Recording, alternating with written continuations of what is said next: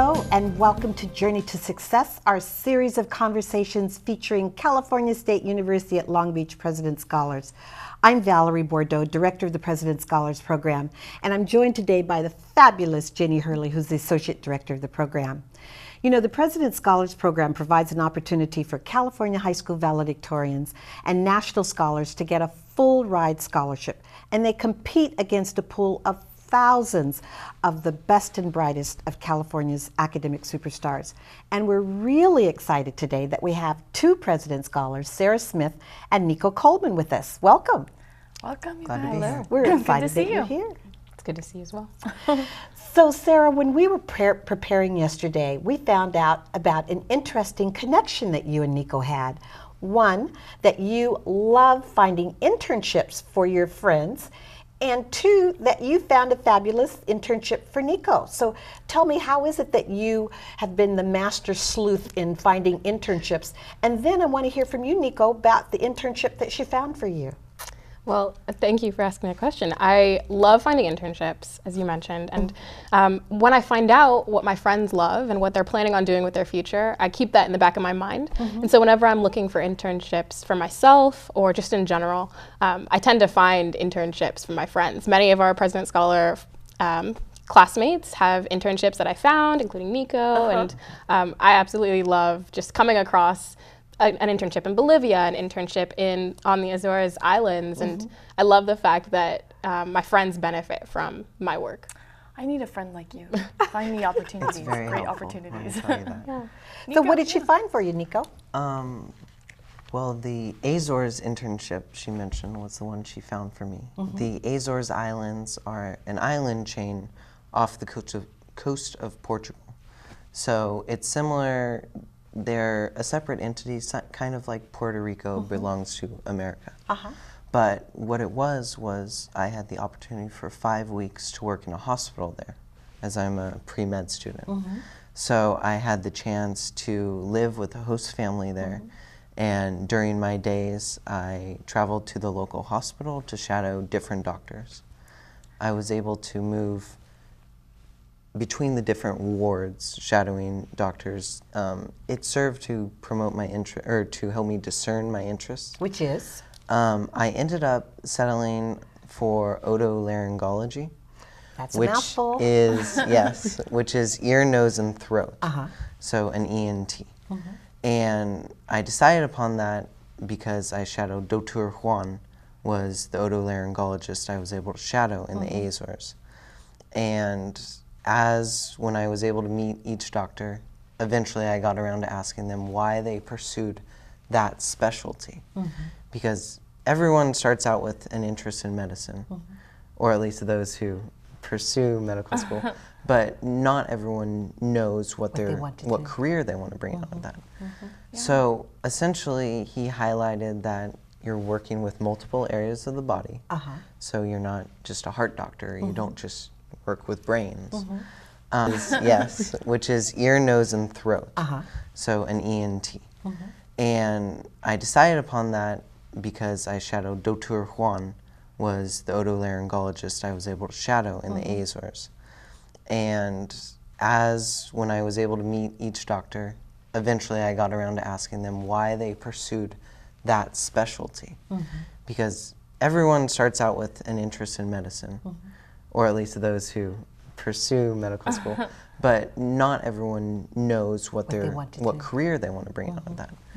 So essentially he highlighted that you're working with multiple areas of the body, so you're not just a heart doctor, you don't just work with brains.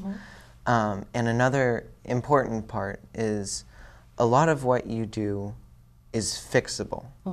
So to put that in better terms, a common malady or a common injury that you go to an ENT would be for a tonsillectomy, or to fix your hearing tubes, essentially.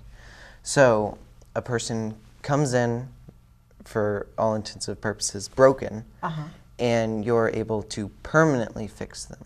So before you did this internship, though, you didn't necessarily know that that's what you wanted to do. No, I didn't. So look at what you are responsible for. It's amazing. Yeah, thank you. Ear, nose, and throat forever. Now, have you had the chance to find any internships for yourself? I have. I have. And what have you experienced that way? Last summer, I spent 2 months teaching in Austin, Texas, with a group called the Breakthrough Collaborative. They take high-achieving undergraduate students who want to become teachers, like I do, and they place them in their own classrooms, teaching 25 or so students from low-income backgrounds who will be the first in their families to graduate from college. Yeah.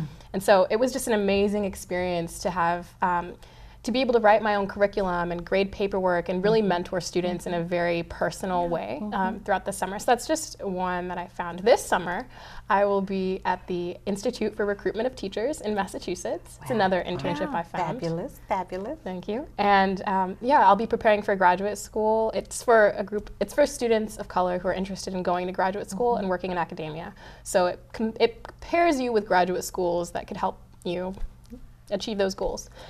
I want to find out, where do you find these internships? Because I think a lot of people, they know it's a good idea. Yeah. And how do you find them? Because a lot of people, I think, know it's a good idea. Parents know and they encourage their kids to do it. I think most people have a general sense in that. But I feel like not a lot of people do them, or they don't know how to find them. So what's your secrets? Yeah, it definitely is a secret. No one else should know. But I use the internet. Oh, wow. And wow. Yeah. So I just go onto Google and type in internships. It's all about the keywords. Yeah. It's all about what you know you're looking for. And once you find one thing, the way I found the Institute for Recruitment of Teachers is by typing in internships like the breakthrough internship that I had. So once you get your foot in the door, then it's much easier to find other opportunities like what you've had. But you were saying that it's important, and forgive me for jumping in. Okay. You were saying it was important, though, when you think of internships, that we really need to broaden our understanding of what we mean. So typically we think of internships as it relates to jobs, but you were talking about the importance of internships for graduate school and that they should begin early on. Right, exactly. Especially as a humanities student in the College of Liberal Arts, I find oftentimes that internships are geared towards placing you in a job and placing you in a career, which is important, but at the same time for me, I was looking for something that would push me into graduate school and give me experience in that realm. And so I think for myself, other humanities students, and just students in general who are looking for internships, it's important to stay open-minded about the kind of opportunities available and not be disheartened because your first Google search doesn't come up with anything. Can I ask, what would you guys be able to identify, what was a challenge that you had during your internship experience? Like, what was a situation that you found especially challenging or rewarding? I was completely unprepared for the time commitment that it would be. We ended up working about 60 hours a week with middle schoolers around the clock. So it was a live-in situation? It was a live-in situation, and the teachers, I was a teacher, were responsible for all aspects of the program. That includes physical education, health education, serving them food, and teaching. Wow. And so that, yeah, it was full service, but it was very demanding in a way that I wasn't expecting, but an excellent preparation for the teaching world and what will be expected of you. And you obviously rose to the challenge. Right. And you got a lot out of it. What about you, Nico? What did you find? Similar to what Sarah was saying about the responsibilities, because when you're a student, you go to your classes, you attend your organizations. Largely, there's a very stratified structure that you live your life through. And while at the Azores, the internship placed the responsibility of the students to have them move around the hospital. What I was initially placed in the radiology clinic. And from there, if I wanted to move during those 5 weeks to, say, surgery or pediatrics, it was my responsibility to culture the connections, to network with the various doctors to see who was able to take on an American student. So there was a bit of a language barrier. I actually was able to take a couple years of Portuguese while in high school. And thankfully they're very skilled at English as well. So mainly half of the battle was establishing the connection after you're done with your job, after you're done shadowing the doctor for that day. If you are going to transition to a new ward, during the next few days it was important for you to go introduce yourself, to try and find a doctor who was willing to accommodate a shadow, essentially a lackey, for a couple days later. And I found that I was very successful, mainly though because it's a strong testament to the hospital. The doctors were very excited to have the chance to have an American intern to show their skills to. What did each of you learn about yourselves that perhaps you didn't know prior to your internship? And how do you think that learning is going to help you in the future? So for you in your internship and you in yours, was there something that you learned about yourself that you didn't know before? That's so important. I learned that my ability to push through when I'm tired is extreme. I did not know how tired I could be and how long I could work and still love the job and still love the teaching aspect of it. That it really encouraged me that teaching is what I'm supposed to be doing. Okay.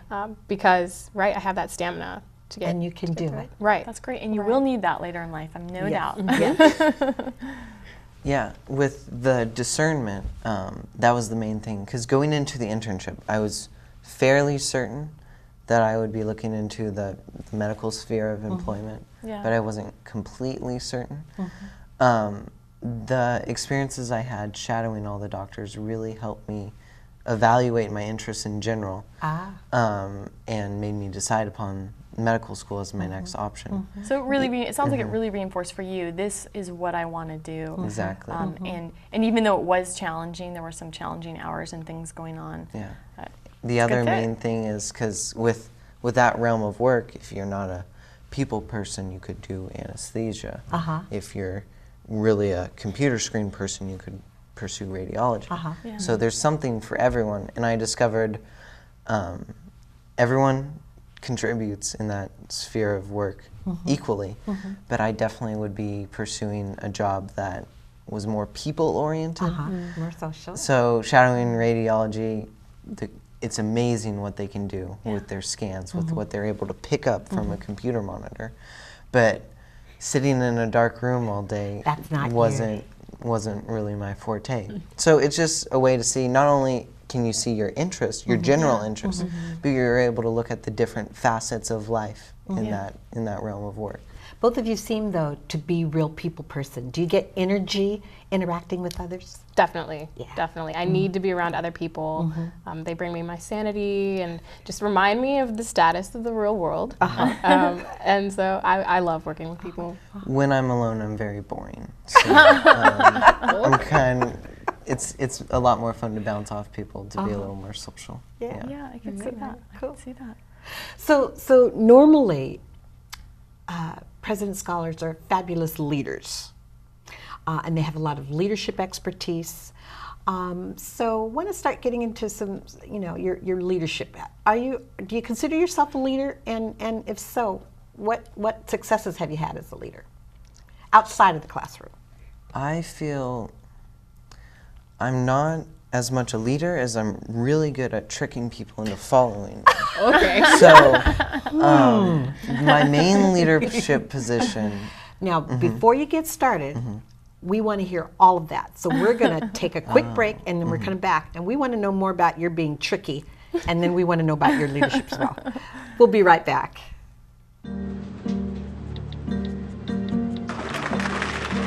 You can't text and pay attention to the world around you, and you definitely can't text and drive.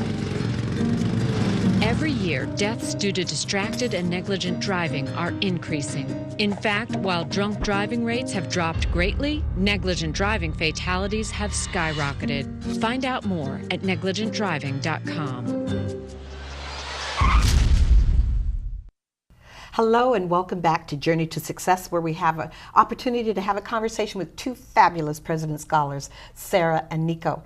And Nico, when we left, you said that you really didn't necessarily consider yourself a leader, but you somehow tricked people into doing what you wanted them to do. So, exactly. In what instances have you done that? I feel like the easiest way to be a leader, for the trickery part, is to get into something that is fun for everyone. Yeah. So that way they're not necessarily following you, they're in there for their own enjoyment. Yeah, for so their you're getting own everybody to interest. buy in. You're really a Exactly. team is what it sounds like. Right. That's great. So I haven't done this as much recently, just due to general busyness. But one thing that a lot of us students on campus did basically weekly over the last few years is Frisbee Fridays. Frisbee I Friday. want to hear about Frisbee Friday. So what Frisbee is, ultimate Frisbee, a sport. And essentially each Friday, as a way to let off steam from the academic work week, we'd meet near one of the nearby parks by campus just for a couple hours of ultimate Frisbee. And just let off some steam. Exactly. It's love it. definitely, most of us, despite being scholars, despite being students, can't really survive without some sort of outlet. And I can So, attest, yeah. these Frisbee Fridays are fantastic. Nico always invites me to them. Do you go to them? So I haven't gone, but Depending on the English essay load. But Someday. Yeah. Someday you Right. gotta go to One one. day. So it's good to hear you all are having some fun. Yeah, what else do you do for fun, Sarah? definitely. I like to go dancing in the surrounding Long Beach community. and just, she also invites me dancing. And do you go? Okay, good. However, I have not gone as much. So Okay. You I came to came, the social yes, dance I class came once. party. It was required, but it was fun. Oh, good. Every semester, we plan the social dance class and club party, which Nico attended. And I, as the president, have to run that event every Yeah. semester, but it's so much fun. Over 400 It people is. come to the Wow, ballrooms. that's a lot. And it is a lot. It's quite a lot. And it's been happening for over 30 years. So Wow. it's a pretty extensive event, but we all like to get together and dance and you know, have an evening of dancing, in addition to going out and going swing dancing and salsa dancing and tango dancing. And that's one way that we like to have fun, and we like to share that with each other. Yeah. And you find you're a better student from having that fun too? Definitely. Oh, good. Definitely. Oh, good. Well, Nico, one of the things that you disclosed was that you always wanted to be a crocodile hunter. Yes. I find that amazing. So Yeah. Tell us that How did story. that come about? when I was younger, my biggest interests were in all the pets that I couldn't have. So Like? spiders, snakes, lizards. Specifically for the crocodile, it's herpetology, which is reptiles and amphibians. Okay. So my iguana that I never got, and the frogs that left my backyard. But anyhow, that was what I originally was looking for with my career, because it was easily my biggest interest at the time. Much more fun with spiders and snakes and Yes, frogs. exactly. Yes. So eventually, in looking into different routes that I could pursue a career, I didn't need to be a TV personality like Okay. the Crocodile Hunter. Dundee. Yeah, but most of which the jobs were very far, and nothing I couldn't do, but just it's one of my not my bucket list, but it's on my list for my life to live reasonably close to my family. So they've had a big impact in my life, and I probably couldn't show them how I enjoy that when I'm traversing through the Amazon. How did your parents feel about this reptile spider thing? Is that partly why you did not Well, get to my have them as mom pets? is very scared of anything interesting. Okay. So any of Anything those. interesting? Well, what my interests were. Oh, okay. So, unfortunately, my pets over the years were very safe and very What? Who? I can't imagine. conventional. Yeah. So, my mom wasn't exactly a fan of me risking my life With a over bunch of snakes dangerous. Did you ever things. bring any of them into the house? No, the closest I've gotten was actually a very funny story. In Disneyland, when I was younger, I bought a nice rubber, reasonably realistic snake, Okay. and I lost it over the years, and I didn't know where it could be. I know where this Eventually, what happened was I was doing yard work. We do yard work on the weekends, and you hear this yell from the side yard. So over the years, I don't know how I missed it, but I dropped that snake in the planter boxes, Yep. And which you found it. leaves accumulated and dirt accumulated and all that. And guess who? Until a couple years later, my mom decided to plant flowers or something in that planter box. Man. So we rushed over, just, you know, what happened? Like, what is this? And my mom had the snake, which she thought was real. And I don't know why. I was like, perfect, you found it. Like, it's been lost for quite a while. But she threw it away and said I couldn't keep it. So it was a bit unfortunate. I wouldn't trade that experience for anything. the world. No. But that basically shows you, at least my mom's perspective on my interests. Right. My dad was very encouraging, you know. Not as afraid of what I was getting into. Yeah. Cera, would you say as a child with your family that you were mischievous? How would you describe yourself? I feel like Nico's a little mischievous, so I'm trying to figure out. I can see that. Tricky and mischievous. No, I'm actually quite conventional. Yeah. Right. Definitely. I was quiet. I was a quiet child. I spent a long time in the library, thanks to my mother, courtesy of my great mother. And so I spent a lot of time with books and very quiet until about 7th grade when I met some really amazing friends and broke out of that and became outwardly the way I was inside. Yeah. Well, so was that torture for you, spending time in the library? Was it No. something that you enjoyed? I loved it. Okay. I loved it. Okay. Many parents probably wishing, how can I get my kid to love the library? But it sounds like it was just part of who you are, right? It was. And so your mom kind of encouraged that. So you were just a good child. You don't have any stories of times that you broke out? Times that I broke out. Run away. Created a little mischief? I can't even think of it. Like she would be running away. It's okay, you need someone to drive you to the library. Do you guys consider, would you consider yourself to have a good sense of humor? I think I have a good laugh. I think You do have a great laugh. I can pick up on humor. So you don't think your humor so much as that you find others funny? Right. Sounds like? Right. Okay. I find everything funny. Most people funny. But we won't find you at the comedy club. No. On stage. You'll find me in the audience. In the audience, yeah. Nico, what do you think, Nico? A person should never consider themselves funny. Right. So that's the hubris that'll set you up for failure. So I will not say I'm funny. You're not funny. But do you think you have a good sense of humor? I Because think there's I do lots of have a good sense of humor, interpretations yes. to that, right? But you have described yourself as competitive. I'll try and put a positive spin on this one. Well, it's yes, I am. What I mentioned with Frisbee, how I need some sort of outlet for academics. Specifically, that outlet needs to be somewhat competitive. So sports were what got me. I was the valedictorian for my high school. It's qualifying here. But sports were what got me through high school. Really? I needed that to balance out the work because I felt as much as I enjoyed my education, and I've been very educationally oriented for a while, I get my most fulfillment from sports. Which sports did you play? So in high school, I did cross country and track. I meant to do soccer, but that didn't work out. So I was a runner.